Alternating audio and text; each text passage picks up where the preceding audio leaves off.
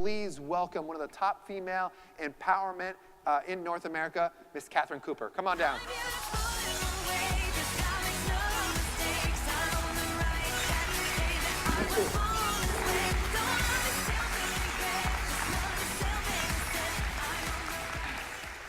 Now, she's done such a good job that I made her a deal. If you accomplish this in 3 months, I will let you introduce Randi Zuckerberg. Now, whose job is it normally to introduce the main event? I never thought she would do it, but she did it. And so now I'm not introducing Randi Zuckerberg. You want to change your mind on that? No. All right, this is the moment you've been waiting for. And it is indeed my honor to introduce to you today someone that you've been waiting for 4 days now.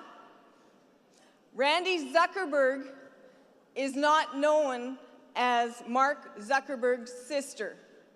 She is known as a powerhouse, female executive turned entrepreneur. Please give a mega partner welcoming to Randi Zuckerberg.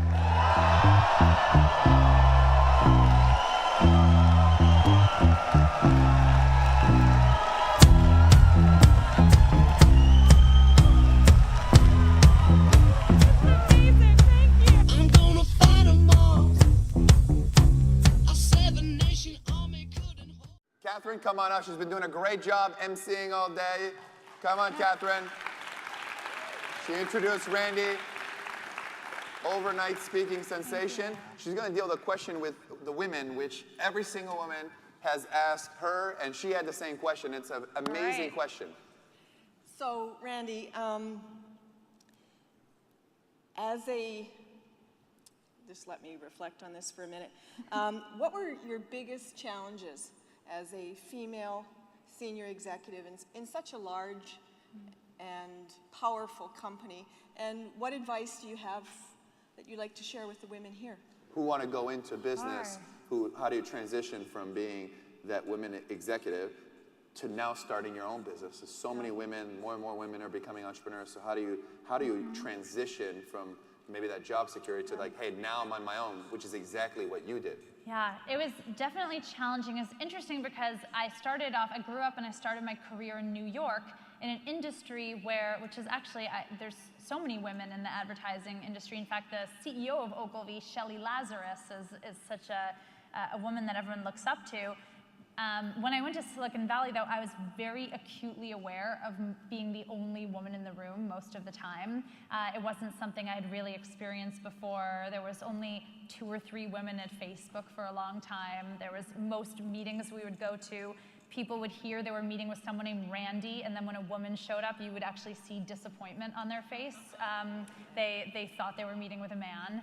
And so that was really interesting to me at first, but I just, I realized, gosh, in this industry, I'm gonna have to work 2 times as hard, or I'm gonna have to be 3 times as good as the men around me to be seen the same, but it will pay off in the end. And the best piece of advice that a mentor ever gave me, I was in a meeting early on in my career, and it was a meeting with Tony Blair, and I was so outclassed. I felt like I didn't have anything to say. What could I possibly say to Tony Blair? And actually, the conversation went in a direction that I knew a lot about. So I put up my hand, like schoolgirl style, to ask a question. And after that meeting, my mentor took me aside and said, "You said some brilliant things in that meeting, but I'm so pissed off at you that you raised your hand that way, because would any of your male colleagues do that? No, none of them would do that. They would just say something if they had value. Never, ever do that again in your career." And I never did that again, and that would be just my biggest advice to women out there, is to own your expertise, own your success, and just know that you're probably gonna have to work twice as hard as the people around you, but it will be worth it in the end.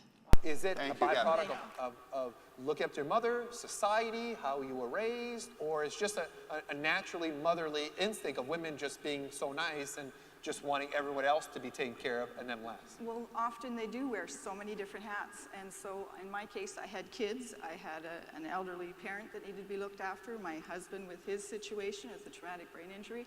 There were so many things that were required of me.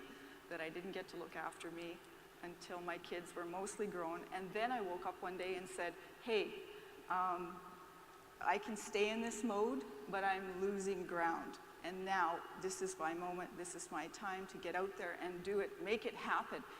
If it doesn't happen now, when will it ever happen? Don't a lot of people say that? I mean, you work with a lot of people, and they'll say, like, now is what? But they don't know what to do. Right. Right? How many people say, okay, I need to do something, but they don't know what to do? And many think is, well, because I've been raising kids for 20 years, so therefore I don't know about business, or I didn't go to school for this, or I gave up this dream and I don't know that. So is the fear of not knowing what to do greater, that women probably need a blueprint more than anything else, which is something you provide. So how do you overcome that, the mindset? Like when how you overcome your mindset, and then what do you tell other women that come to you all the time and say, hey, listen, how do I get unstuck? I had the experience, you know, of being totally, couldn't get lower in life, face down in the muck, in the corrals. And I learned from that I had to take it baby steps, literally. I had chronic pain for 2 years. I had to literally take baby step after baby step, figure out what worked, and then take that further. And that's what I'd say to women. They feel confused, overwhelmed, and all of that contributes to them being exhausted. They just don't know what to do. It's that connection with the heart on that whole level of, I'm a person, you care about me, you're invested in where we're going to go from here. That's really important. What I would say to men is, when you're selling to women, when you're talking to women, think about it in terms of your girlfriend, your wife, your mother, your daughter. What are you selling to them that would be relevant for their lives? And it brings out another quality in your heart and allows women to resonate with that on another level. I think it's a good point. I think one of the things she's also saying is that too many men focus on the how and the what of things, rather than focusing about why do you need the product, right? Why is this beneficial? It's funny because I was talking to Donna Karen's people, and then just before I got on stage, and they said, you know, we can go in and we can raise $1 million, and they said, JT, Donna's worth $600 million. And what you need to talk to Donna is how she's going to change the culture and the health and the wellness and the being. And I think that's why Donna did so well at Mega Partnering 6 to the women audience, too, is instantly connected.